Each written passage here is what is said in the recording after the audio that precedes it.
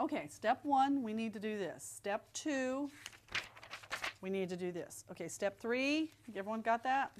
Do this. Okay, so it's all here in the book. That's all we have to worry about. Just follow steps and we'll be all fine. So that's why we did it, right? Take care. All right, bye team.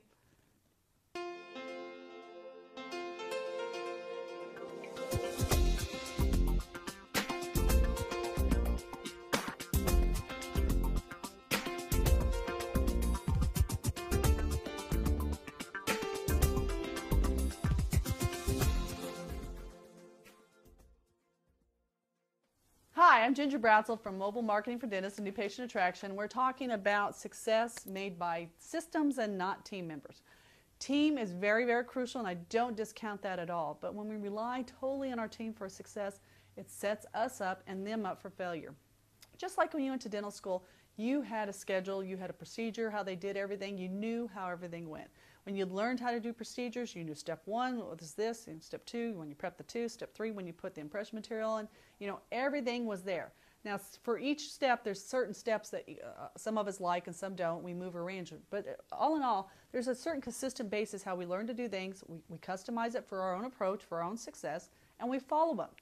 But when it came to business, I don't know what happened, but everyone just throws the book out and the manual for that.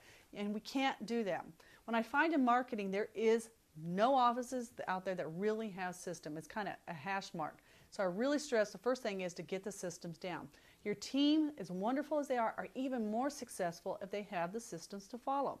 Now, building the success system and building the manuals, I know is a pain in the butt. When you tell me manuals, I go, please, no.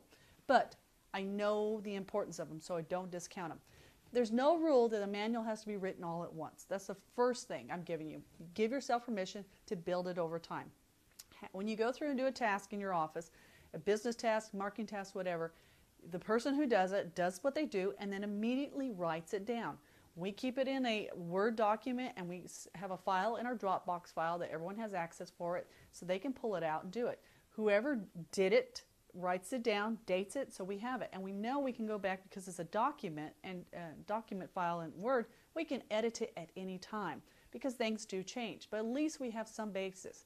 So even if you have Amy and Betty up front and they're the best people in the world, that doesn't mean Betty and Amy are always going to be there. Even if they've been there for 20 years. You might need them in some other place in the office. They might be moving because someone got a job transfer or they won the lottery tomorrow and they're gone. It's even as much as they love you.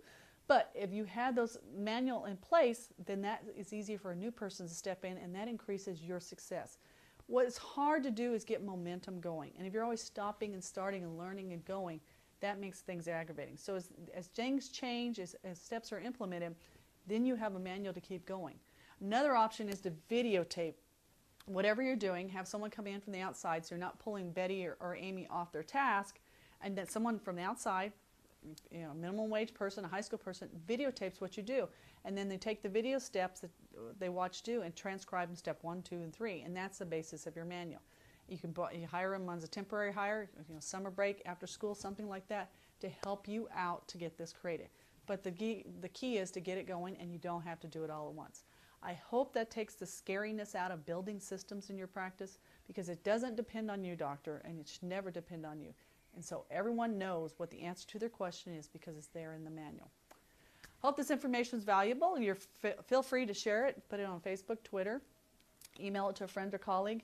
If you're not getting these sent to your inbox on a weekly basis, you can simply go over to our webpage at gingerbratzel.com and opt in the upper right-hand box. I have a free gift for you about increasing patient attraction in your practice, and also you would get these sent to your email box so you don't have to go looking for them each and every week.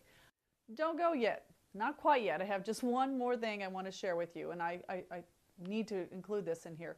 I get this question a lot, so I wanted to address it. I get calls and emails that come into our office with doctors asking about getting patients, growing their practicing, and they want to know how to do it. They want some steps by steps. They want more details. They want things like that, and I totally understand it. That is a wonderful question, valid point, and it is very, very laser focused and spot on. That's the question to be asking.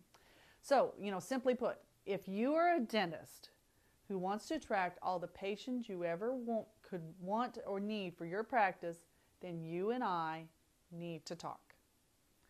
Just email me at this address It goes right to my office. Just personally send it out to me, and we will set up a time for you and I to chat over the phone and find those opportunities for you to achieve what you want to achieve, to hit your goals and to make things happen that you want to happen.